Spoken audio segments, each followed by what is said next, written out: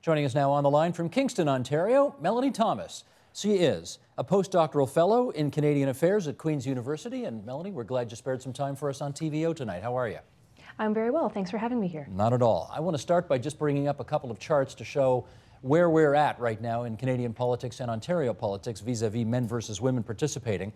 In the House of Commons today, women in federal politics, the Conservatives have got 28 for just over 16%. The NDP, of course, with their big win last time, 40 women for almost 40%. The Liberals have got 6 women in their caucus, under 20%. The Bloc won at a quarter, and of course the Greens are doing better than everybody. They've got 1 MP, she's a woman, 100% of the Green caucus is female, but look at the total number there.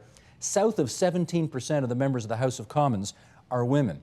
When the Ontario legislature was dissolved before this election, the Liberal caucus had 19 women, good for 26%. The Progressive Conservatives had 7, good for 28%. The New Democrats had 3 out of 10, so good for 30%. But the average, 29 women in the Ontario legislature, that's out of 107, only good for 27% and change. Let's go through some of the reasons why those numbers are where they are. And I'm going to put the arguments forward, Melanee, and I want you to sort of, tell me yes, no, maybe what you think about those arguments. Okay. Women don't get involved in politics, they say, because it's too difficult to have both a family life and a political career at the same time. Yes or no? I'm going to go out and say no. I realize that this whole family obligations thing is one of the conventional understandings of why women don't get involved in politics, but there is some research to suggest that when women politicians don't have children, that voters actually rate them lower than they would women candidates who have children, even if those children are very young. It's very different for men. When men don't have children, they don't necessarily get the same kind of penalty that women would if they were childless. Whereas men, by contrast, if they had children, sometimes are rated a little bit lower by the voters as well. So the way that I would pitch it is that this is one of those things where there is this perception out there that family obligations keep women from doing a lot of things. Politics would be one of them. Whether or not the actual reality matches that would be, I would say that it actually doesn't. Well, I can tell you, having spoken to numerous female politicians about this over the years who do have young or teenage children, that they feel that not only are they doing their 80 hours a week either in Ottawa or at Queen's Park, but then they get the second shift when they come home. They're still expected to cook and clean and take care of the house and manage the household affairs. I mean, have you heard that along the way? Yes, this is, in political science literature, this is known as the double day. And so this is, women politicians would face this certainly, but so would a lot of other women who are employed in the labor force. And we know that that is a great proportion of women who are actually working.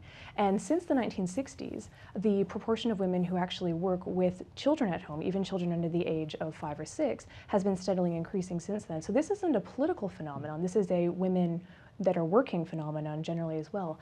One of the other things that we know is that as we move forward, more men are taking on a greater share of the household duties than they might have in the past. So my brother's generation, say, of fathers would be responsible for more child care and for the cooking and the cleaning and the like than would my father's generation or my grandfather's generation. Okay, fair point. Let me jump in here then and go with another assumption that we hear quite frequently as to why there are so few women in politics, and that is Parliament or the Ontario legislature functions in far too adversarial or confrontational a fashion. Guys get off on it, women don't like it. What do you hear on that?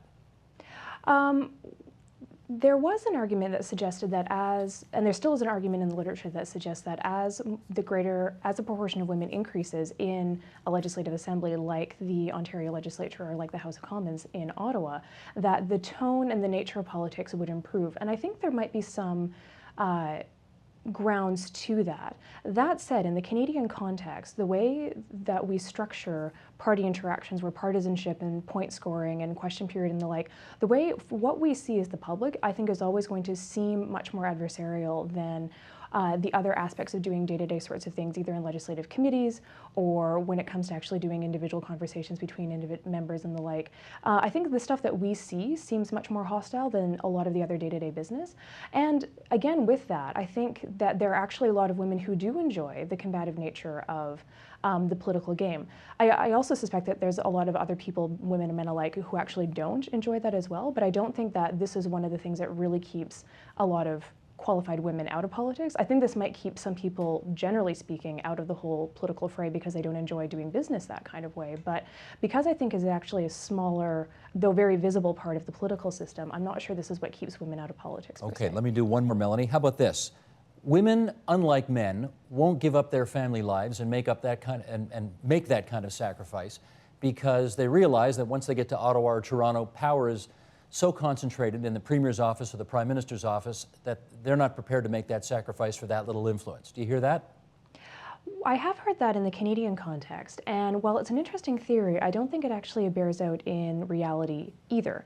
I think that there are a lot of people doing a lot of really great work who would be excellent political candidates, both men and women alike, where they take a look at the current structure of power in Canadian political institutions and they think that the work that they're doing outside of politics is probably more important and carries more influence anyway. I don't know if that is particularly gendered. I suspect the sector that comes from might be gendered, where women are more likely to be in the advocacy sectors as opposed to law or the like.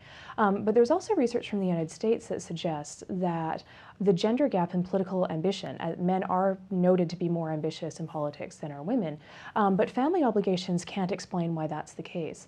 And so while I would certainly say that people select out of the political process because they might not like the power structure, I'm not sure that we can explain women's underrepresentation by saying that that's specifically about family obligations. Okay, let's compare Canada with some of the other legislatures around the world because as the numbers suggested that I presented off the top, we're not doing that well. We rank below Sudan. We rank below Iraq in terms of percentage of women in parliament. What do you think that says? I think that speaks to some of the enduring natures and hurdles that are built into our political system. So if we look at the way that we nominate and elect candidates in Canada, it's very much a decentralized, localized kind of thing. The only party that has any kind of centralized and has had a centralized, consistent nomination policy for those who are historically underrepresented in Parliament, women, visible minorities, First Nations candidates, and the like, that's been the NDP. And the NDP has had an official nominations process on the books since the early 1980s. And we can see, if you look at the current composition of the federal parliament now, the NDP does better on a lot of atypical or historically underrepresented representation than the other parties do. Now, if you look at other parties where things are decentralized and they don't want to get involved and they don't want to say that certain kinds of representational theories ought to be given primacy over others, then their representation of historically underrepresented groups do more poorly.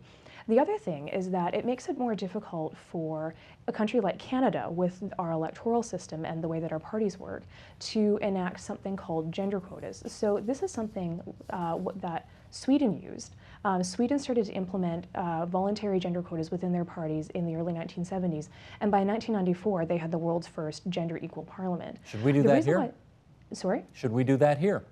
I don't think we could do it in the same way, because the way that Sweden elects people is that everybody votes for a party, and then the party sets the list of the people who would get elected based on the proportion of the vote that they get. So if you get 20% of the votes, then 20%, the top 20% of your list goes into their national legislature. It's a very different system than what we have here, but some of my own research shows that parties in Canada do need to do a better job about where they place women candidates. And I understand that it's a decentralized and localized process, but when you look at local competitiveness over time, you can find evidence that shows that Canadian political parties at the federal level, in the most recent two elections, so 2008 and 2011, parties are disproportionately putting women into ridings that they cannot win. If you look at elections as a single snapshot, then we don't see much evidence for this. So I would argue that this bias against women candidates is pretty weak, but it's still there. And where we see it is usually in districts where, well, we see it most for the Conservative Party of Canada, to be honest. I mean, the only party that we didn't see it for was the Bloc Québécois, but the Bloc is a particularly unique case in terms of Canadian politics. But if you actually, and we know that local organizers are going to be looking at past results when they go and they think about, when they do their election planning, when they think about who might be a good candidate. Our conclusion that we draw is that even if a party wants to say that they're providing all candidates who want to run for them equality of opportunity, as in an equal fair shot at actually winning an election if they did a campaign, then interventions are required, even for a party that doesn't support these sorts of things. Tell me this then, in our last few minutes here. Do you think anything special needs to be done to either get more women or encourage more women to run for politics and win?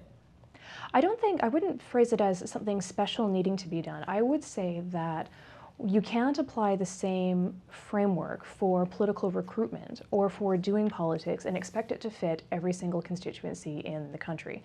So, I mean, and this would apply to regionalism, this would apply to different racial and ethnic groups, but we know if you want to recruit a man to run to political office, it's a very different kind of process and a different kind of persuasive exercise than what you need to do when you're asking a woman to run. And so that means to me that if local associations or parties are serious about actually representing all Canadians in their candidate slate or in their policy processes and then ultimately in the House of Commons, that they need to use a diverse strategy or a diverse set of recruitment tactics and a diverse set of strategies, and to be aware that this isn't a one-size-fits-all approach. Gotcha.